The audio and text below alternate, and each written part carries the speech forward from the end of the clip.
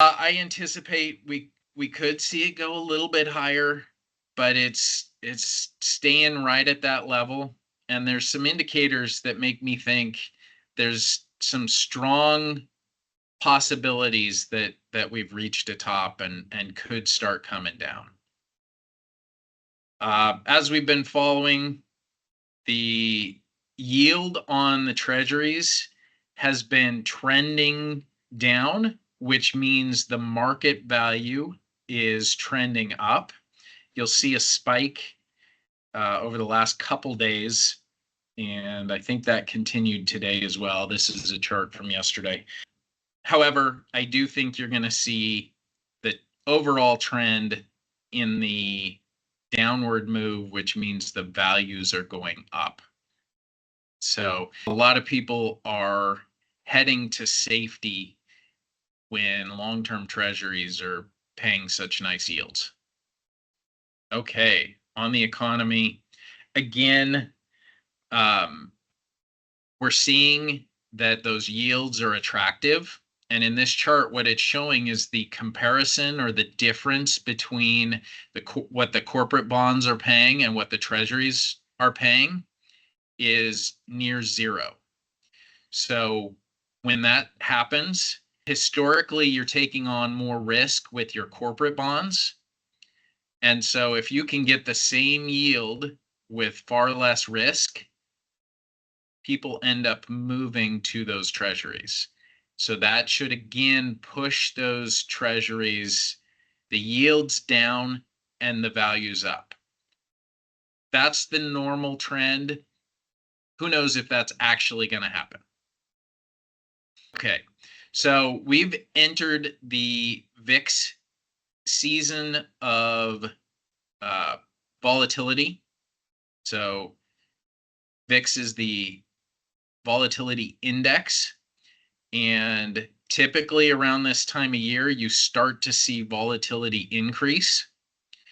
Right now, we've got a lot of open put positions, which means people betting against the stock market. And one of two things is going to happen with that. Either we're going to see the market start coming down and those people winning on those positions, or the market continues to go up and it causes them to have to buy back their puts, which will drive the market up higher. Personally, I think we're probably leaning towards the first one, and we're going to see that market kind of top out and the volatility will be towards the downside. Okay, so long-term tips. Again, we're seeing those yields start to come down, which means the values are going up. And if you look at the specific funds we use, they've been trending to the upside over the last month and a half. And so I expect that to continue through the end of this year. And in the meantime, you continue to earn your monthly dividends on it. Okay, so we have another move up into the middle of the Fedometer. I do think we had a little step up in inflation, which means the Fed has to decide, is it more important to keep the economy strong or to fight inflation?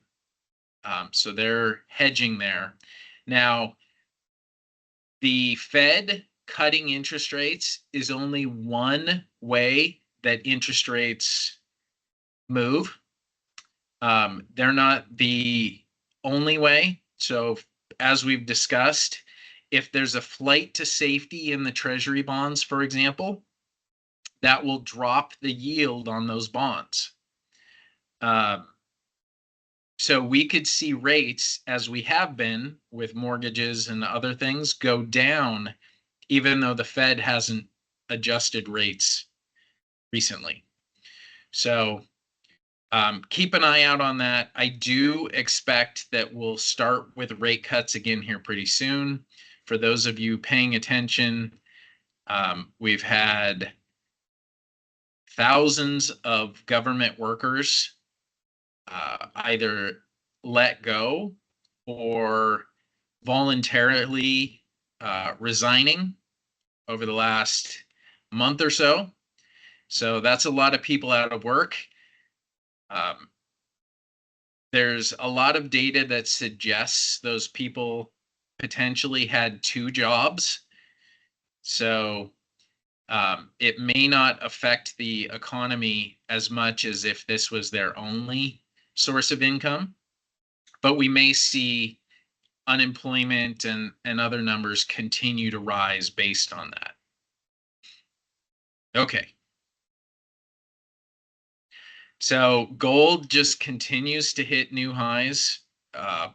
By far our best performing asset over the last 12 months or so.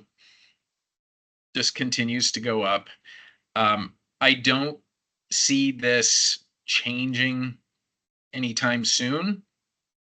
We may pause and take a little step back, but what we're seeing is, again, a flight to safety.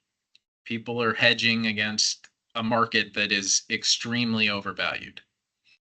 And same with silver. Silver is, while it hasn't moved as much, we're at the highs we set several months ago.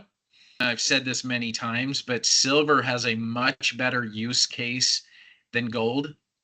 So at some point, the value of silver will continue to rise, even though gold has kind of paused. So ultimately, I do think silver is going to be a better performer. I know for many of you, we started getting in on silver around $12 to $13 an ounce. So if you look over the last 3 years, that's probably your best performer. Matt, I'm curious to see if the trade sanctions will have any impact on the market. I'm curious to see if that will happen also. It certainly could, but the threat of it has not paused the stock market at all. So yeah, they don't seem to be bothered by it. Yeah, the stock market seems to continue trending. Now, here's my fear with that. If you look at the inflows and the outflows of the market, the trend of big investors, hedge funds, mutual funds, the quote unquote smart money moving out of equities and out of the stock market has continued.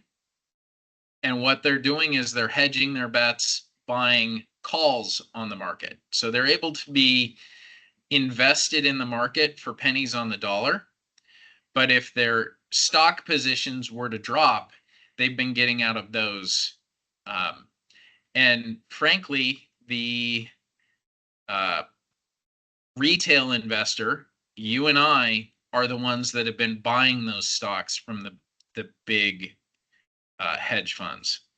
So the biggest inflows into the stock market are 401ks and individual investors putting money in on a regular basis.